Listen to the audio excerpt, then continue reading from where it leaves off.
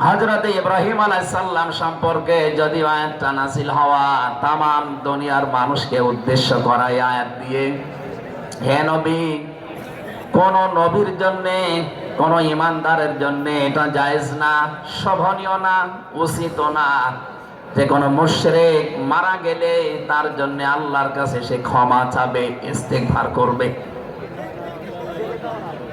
ওয়ালাউ কানু লিকুরবা, আল্লাহ পাক বলেন যদিও এটা নিজের নিকট আত্মীয় হয়, মা তাবাজ্জানা লাহুম আন্নাহুম আসহাবুল জাহিম, যার প্রতি এটা প্রমাণ হয়ে গেছে যে লোকটা জাহান্নামে যাবে, যার কাজকর্ম, যার ঈমান আমল আকীদা দেখে টের পাওয়া যায়, এইরকম মানুষের জন্য কোন ঈমানদার না কোন নবীর জন্যও দোয়া করা, ইস্তিগফার করা জায়েজ নেই। বলেন নাউজুবিল্লাহ।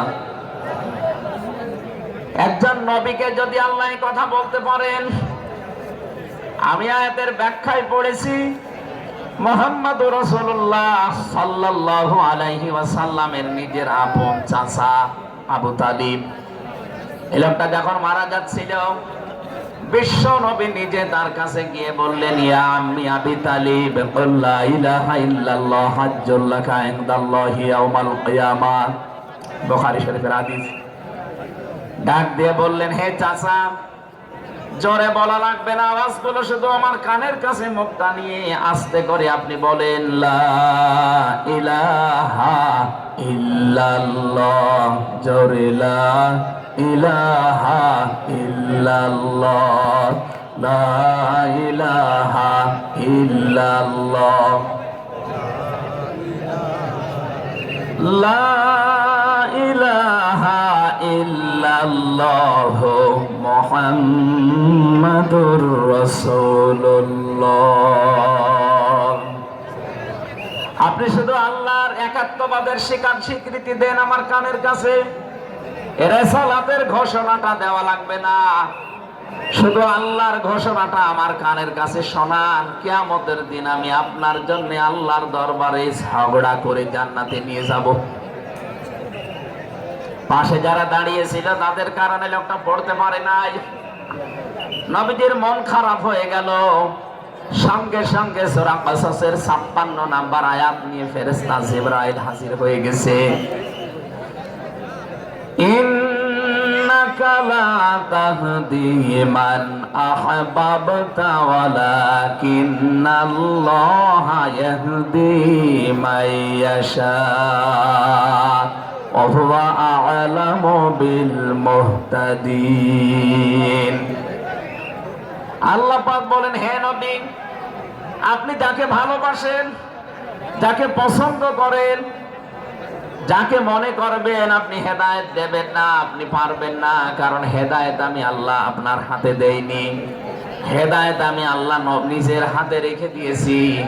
আমি আল্লাহ যাকে ইচ্ছা তাকে এটা দান করি, আর আমি আপনার চাইতে ভালো জানি যে হেদায়েত পাবে কে। জেলখানার ভেতরে 3টা বছর আল্লামা মামুনুল হক হাফিজাহুল্লাহ, আমরা দুইজন এক জায়গায় ছিলাম। সকালে এবং দুপুরের খাবার আমরা এক জায়গায় খেতাম। মাঝে মাঝে আমারে বলতেন যে, হামজা, বাইরে যদি আল্লাহ নিয়ে যায় কোনদিন কাফেরের জানাজায় যাব না, পড়াবো না। আমারে বারবার জিজ্ঞাসা করেছি, ভাই আপনি কাফের পান কোথায়? বাংলাদেশে তো সেরকম কাফের আমরা দেখি না। উনি আয়াতটা আমাকে শুনিয়ে বলেছিলেন, কাফের তো তারা যারা আল্লাহর কোরআনে বাধা দেয়। সুতরাং এই দেশে যারা কোরআনে বাধা দেবে, সে ডাইরেক্ট হোক ইনডাইরেক্ট হোক, সূরা হামিম সেজদার 26 নম্বর আয়াতের দলিল অনুযায়ী লোকটা কাফের। কাফেরের জানাজা পড়া কিন্তু হারাম। আমার মনে হয় এখন দেশের অবস্থা যা, আমরা যদি এই সিদ্ধান্তে উপনীত হতে পারি যে কাফেরের জানাজা বন্ধ হয়ে যাবে, আগামীতে কোরআনে কারীম বাধা দেওয়ার মতো সাহস অনেকেই করবে না। কোরআনে কারীমের শ্রোতা 1 নম্বরে পেলাম যারা কাফের। 15.5 বছর থেকে শুরু করে 54 বছর আমরা যা দেখলাম, অনেকেই কিন্তু ডাইরেক্ট ইনডাইরেক্ট বাধা দিয়েছেন। এখনো যদি ওইরকম মানুষ থাকেন এই দেশে, আপনি তাওবা করবেন, আপনি সংশোধিত হয়ে যাবেন। আর যেহেতু এখন সংস্কার চলছে, আপনি নিজেকেও সংস্কার করে নেবেন। কোরআনের শ্রোতা হিসাবে আমরা 2 নম্বরে পেয়েছি তাদের নাম। আল্লাহ রাব্বুল আলামিন বলেন, ওয়াইদা কিলা লাহুম তাআলাউ ইলা মা আনজালাল্লাহু ওয়া ইলার রাসূলি রাআইতাল মুনাফিকিনা ইয়াসুদ্দুনা আনকা সুদুদা। সূরা নিসার 61 নম্বর আয়াতে আছে, হে নবী, মানুষদেরকে আপনি যখন বলবেন আসো আল্লাহর বিধানের দিকে আসো, রাসূলের জীবনের দিকে আসো, আপনি দেখতে পাবেন অনেক মানুষ শুনতেও আসবে কোরআন, আপনার কথাও শুনতে আসবে। কিন্তু যখন দেখবে যে এগুলো কোরআনের সাথে আমাদের জীবনের মিল নেই, রাসূলের এই আদর্শের দিকে ডাকে, এগুলোর সাথে বাস্তবতা আমাদের মেলে না, আর রাআইতাল মুনাফিকিনা ইয়াসুদ্দুনা আনকা সুদুদা, আপনি দেখতে পাবেন ও মানুষগুলো আস্তে করে আপনার কাছ থেকে পেছন ফিরে কেটে পড়ছে। বলেন নাউজুবিল্লাহ।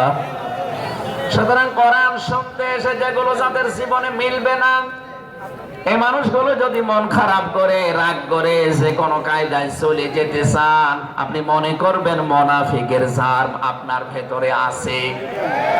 আল্লাহ আমাদের হেফাজত করুন, বলেন আমিন।